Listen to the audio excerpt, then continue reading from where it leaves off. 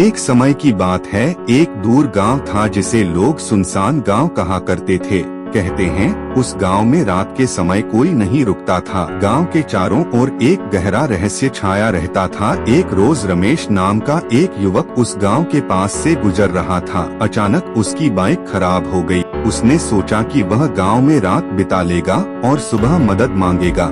गांव में प्रवेश करते ही उसे कुछ अजीब सा महसूस हुआ। गांव सुनसान था, मानो सभी लोग एकदम से गायब हो गए हों। रमेश ने एक खाली घर में शरण ली। उसने अपनी बाइक के साथ घर के अंदर प्रवेश किया और एक कोने में बैठ गया। जैसे ही रात गहराई, उसने अजीब आवाजें सुननी शुरू की। घर के बाहर किसी के चलने की आवाज आई। फिर धीरे धीरे वह आवाज घर के अंदर तक पहुंच गई। रमेश ने देखा एक बूढ़ी औरत उसे घूर रही थी।